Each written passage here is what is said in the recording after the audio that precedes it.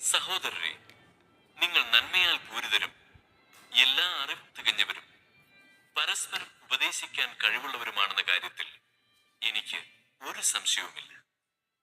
ദൈവം എനിക്ക് നൽകിയ കൃപയാൽ ധൈര്യത്തോടെ ചില കാര്യങ്ങൾ ഓർമ്മിപ്പിക്കാൻ വേണ്ടിയാണ് നിങ്ങൾക്ക് ഞാൻ എഴുതിയത്.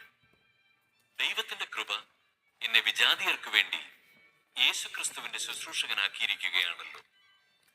വിജാതീയരാകുന്ന ബലിവസ്തു സ്വീകാര്യവും പരിശുദ്ധാത്മാവിനാൽ പവിത്രീകൃതവുമാകാൻ വേണ്ടി ഞാൻ ദൈവത്തിന്റെ സുവിശേഷത്തിന് പുരോഹിത ശുശ്രൂഷ ചെയ്യുന്നു. അതുകൊണ്ട് ദൈവത്തിന് വേണ്ടിയുള്ള ജോലിയെക്കുറിച്ച് എനിക്ക് യേശുക്രിസ്തുവിൽ അഭിമാനിക്കാൻ കഴിയും. വിജാതീയരുടെ അനുസരണം നേടിയെടുക്കേണ്ടതിന് വാക്കാലും പ്രവൃത്തിയാലും അടയാളങ്ങളുടെയും അത്ഭുതങ്ങളുടെയും ബലത്താലും പരിശുദ്ധാത്മാവിന്റെ ശക്തിയാലും ഞാൻ വഴി ക്രിസ്തു പ്രവർത്തിച്ചവയൊഴികെ ഒന്നിനെക്കുറിച്ചും സംസാരിക്കാൻ ഞാൻ തുനിയുകയില്ല. തന്നിമിത്തം ഞാൻ ജെറുസലേം തുടങ്ങി ഇല്ലിറിക്കോൺ വരെ ചുറ്റി സഞ്ചരിച്ച് ക്രിസ്തുവിന്റെ സുവിശേഷം പൂർത്തിയാക്കി.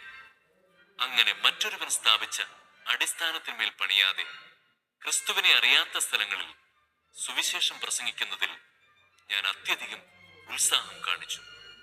ഒരിക്കലും അറിഞ്ഞിട്ടില്ലാത്തവനെ അവർ ദർശിക്കും, അവനെക്കുറിച്ച് കേട്ടിട്ടില്ലാത്തവർ അവനെ മനസ്സിലാക്കുമെന്ന് എഴുതപ്പെട്ടിട്ടുണ്ടല്ലോ.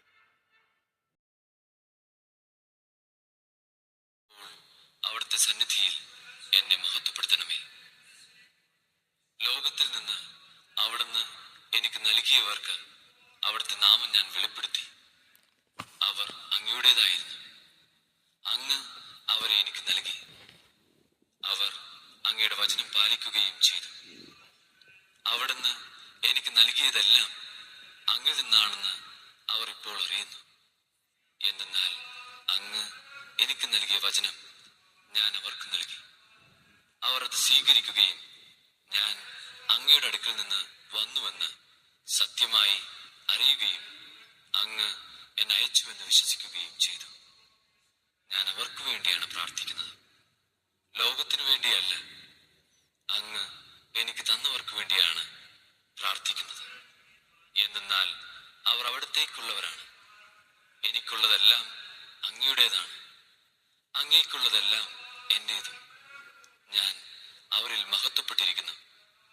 ഇനിമേൽ ഞാൻ ലോകത്തിലല്ല, എന്നാൽ അവർ ലോകത്തിലാണ്. ഞാൻ അങ്ങയുടെ അടുത്തേക്ക് വരുന്നു. പരിശുദ്ധനായ പിതാവേ, നമ്മെ പോലെ അവരും ഒന്നായിരിക്കേണ്ടതിന് അവിടുന്ന് എനിക്ക് നൽകിയ അവിടുത്തെ നാമത്തിൽ അവരെ